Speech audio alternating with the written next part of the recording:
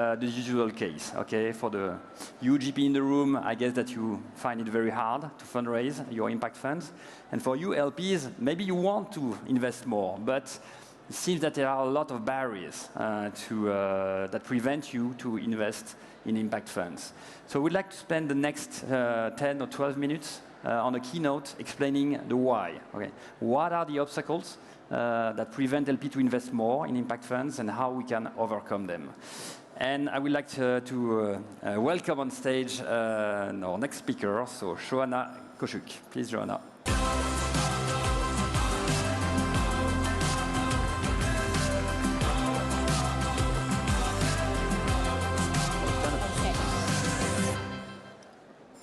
All right, so Joanna, after a career at Schroeder, right, you joined Ox Venture 18 months ago, and you've dedicated the last 18 months to meet with 200 or so LPs across the globe? 215, yeah. 250, oh, okay, very impressive. So both North America, Europe, and a bit of the rest of the continent, That's right? That's right, yes. So we will definitely use this experience to highlight the topic of today, which is why LPs do not invest as they could, as they should, in terms of impact funds.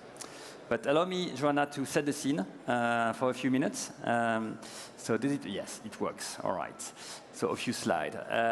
Just in terms of context, probably all have experienced that fundraising is difficult. The stats also show that. In 2023, the number of funds and the amount and the volume of fundraising have decreased for the second year in a row. This is true for at global level, at continental level in France, and for all types of private asset classes, maybe except infrastructure. All right. So that's the economic context. But at the same time, science tells us that we are putting at risk our capacity to live on this planet. Okay? There are multiple ways to show that. You probably know these planetary boundaries. Okay? 9 planetary boundaries defined by academics. And they unfortunately tell us that 6 of them have been crossed. So we are really putting into danger the bare fact of living on this planet. And the LPs that I talk to know that. I mean, I don't really see any denial about the science behind this type of graph and explanation. But yet, there is a kind of disconnect. Okay? They know that they should, based on science, invest more in impact funds. It's direly needed. But on day-to-day allocation decision, it's not happening. So to target this problem, at INDEFI, we like to think at a system, use system-seeking approach to this. So we just analyze the investment value chain, which is quite complex. It's a complex system, so I'm sorry, it's a complex slide. Yeah. But you can see it afterwards.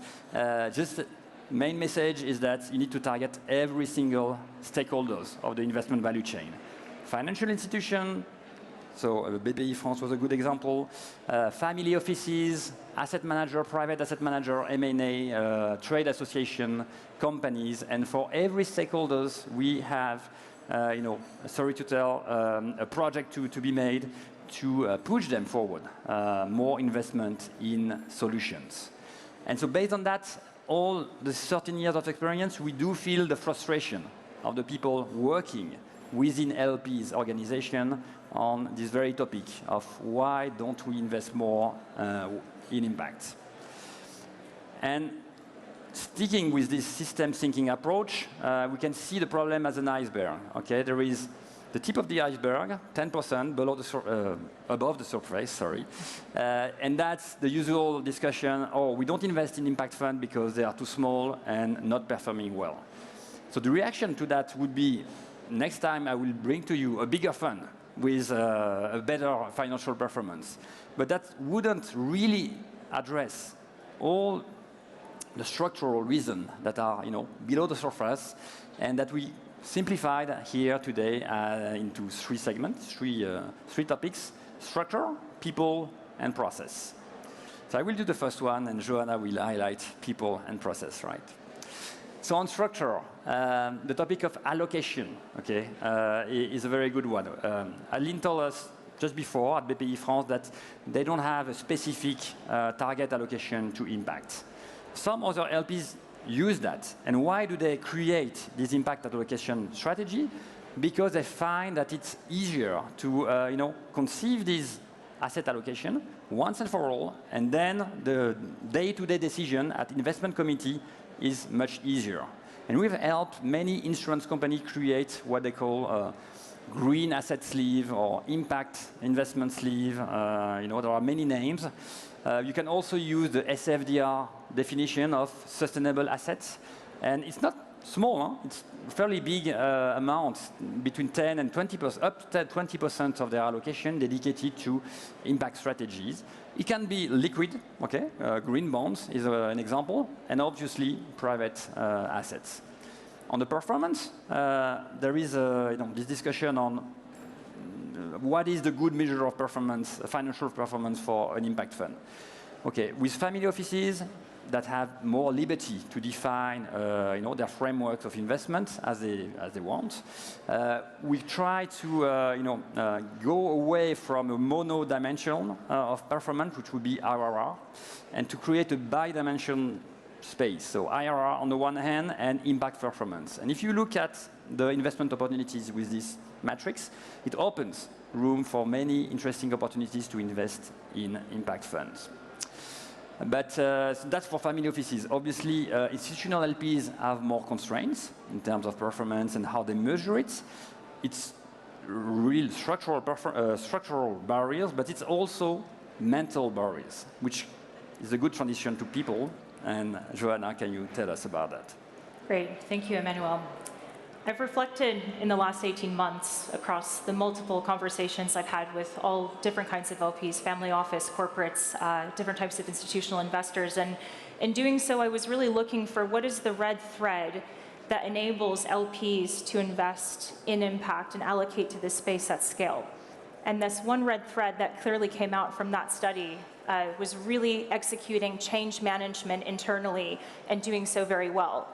You can tell by my accent I'm American. At least on this side of the Atlantic, when I've met with investors, I don't find that there's a lack of buy-in and a lack of conviction in the importance and the role that impact plays within LP portfolios.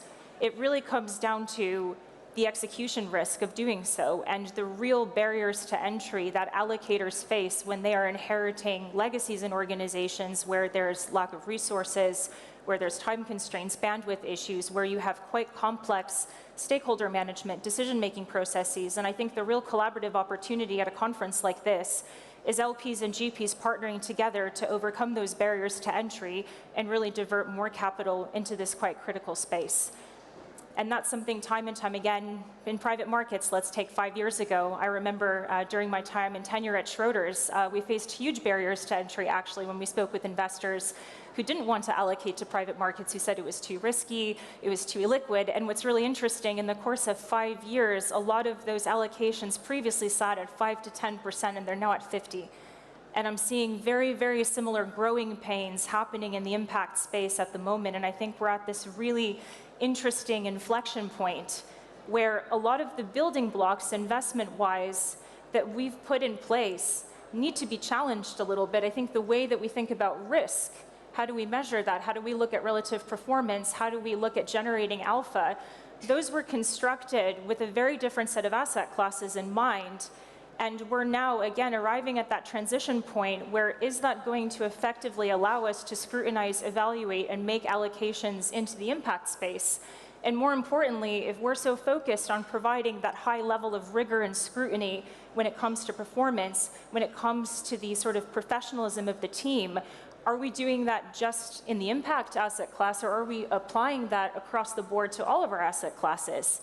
I mean, a great example of this, and I'll try to be a bit spicy here and wake up the room a little bit, I had an LP say to me, well, we have several more processes for impact, and, it's a longer decision-making process. We really need to double down and make sure that they can deliver. And I said, well, was that same process applied in the venture capital space just 2 years ago when I saw rounds close in 24 hours without so much of a one-page term sheet? And now the industry is facing the consequences of that as a whole. So if we're going to talk about financial performance rigor, risk rigor, assessment rigor, let's not just silo that towards impact, but let's actually look at our entire private markets and public markets portfolio with that same lens. And that's a really, really critical component that I'm seeing emerging from a lot of these conversations, and just challenging one another to be able to rethink a little bit of that criteria.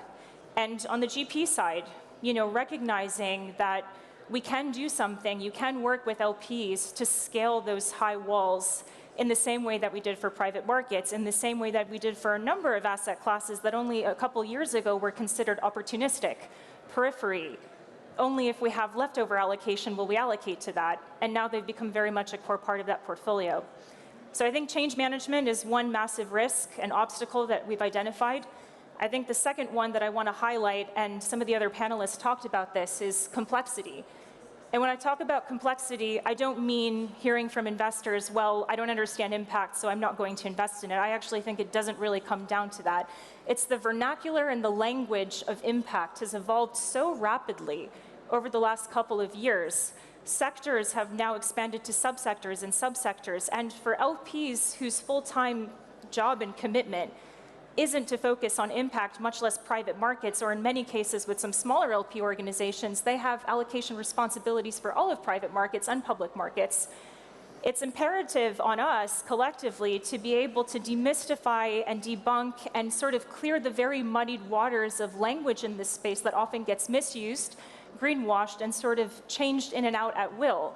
And where we can provide that clarity around what we're targeting in the investable universe, what problem statement are we solving, how does this actually comment on long-term structural trends, we can clear that air a little bit and breathe some clarity into that process. I think we're going to find that the steps to get to investment committee and assist LPs in doing so will become a lot more tangible.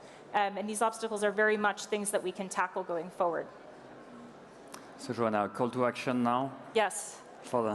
So I've partnered with ChangeNOW to launch a sort of a myth debunking series around inviting the audience at ChangeNOW to reflect on what misconceptions and myths have you heard about allocating to impact. If you take, well, hopefully you take away multiple things from this session, but if you only do one thing today, please go to the recent post on LinkedIn. I'd love to hear misconceptions or sort of myths you've heard about investing in this space, and an added incentive in doing so is if you leave a comment, the ChangeNOW team will be sending our official debunking of multiple traditional myths that we've heard associated with impact, and providing you with tangible data to be able to take away and execute internally in your own investment committees. Thank you, and thank you, Mari, that has pushed that forward. All right, as a conclusion, just 30 seconds, you're not in a rush. Yeah, I know we have 6 seconds late. It's okay, 7 seconds is okay. So we've seen that we need to reframe the problem, we need to work on empathy and people, on clarity and cooperation, and a nice call to action. And thank you, Joanna.